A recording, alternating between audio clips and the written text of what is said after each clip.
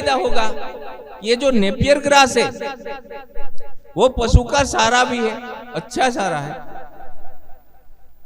तो पशुधन भी बढ़ेगा, हम गाय पाल सकेंगे। अगर अभी गाय पाले तो ये सारे का प्रॉब्लम है, कहां से निकाले? सभी खेत में इतना प्रोडक्शन होगा, गैस भी बनेगी और ऑर्गेनिक भी मिलेगा, ऑर्गेनिक फर्टिलाइजर भी किसानों को मिलेगा।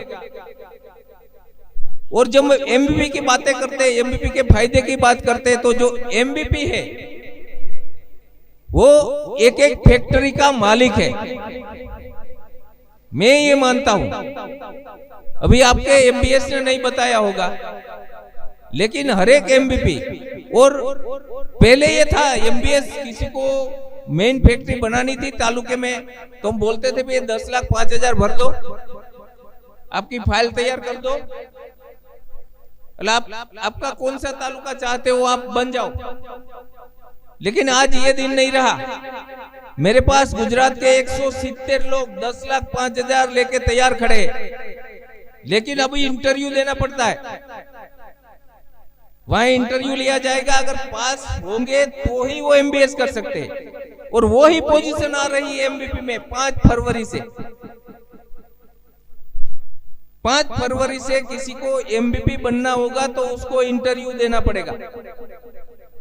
गांव में से 2-5 लोग इंटरव्यू देंगे, उसमें से जो पास होगा उसी को गांव का एमबीपी दिया जाएगा।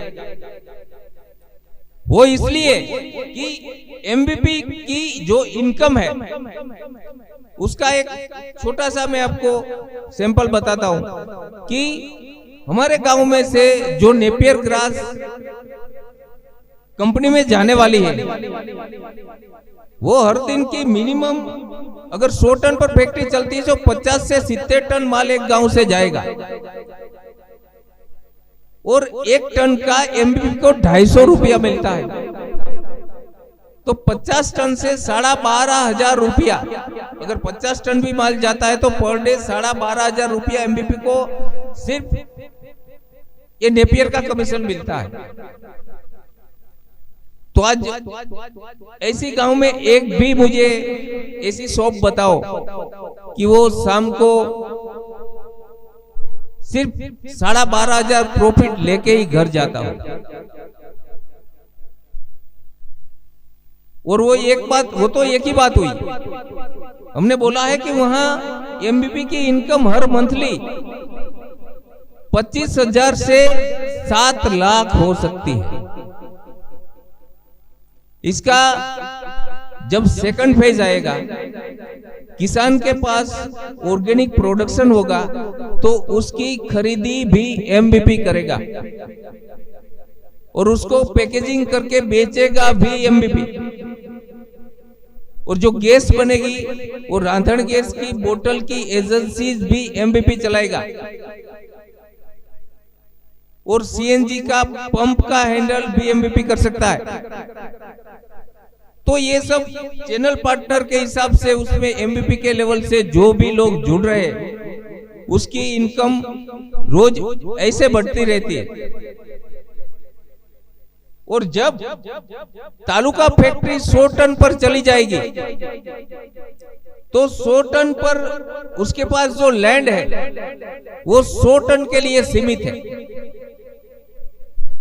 हम 25 बीघा लैंड पे जो फैक्ट्री खड़ी कर रहे हैं वहां हम 100 टन का प्रोडक्शन लेते हैं, हर डे 100 टन का प्रोडक्शन ले पाएंगे।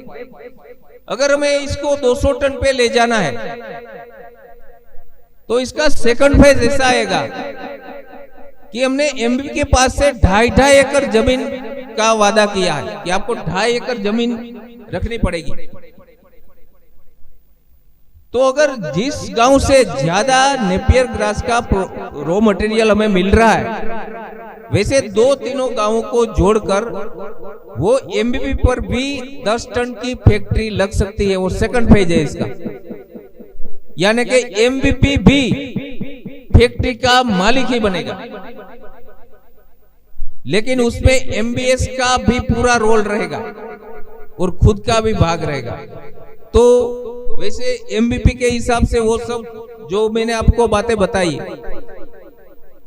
अगर आपको समझ में नहीं आए ना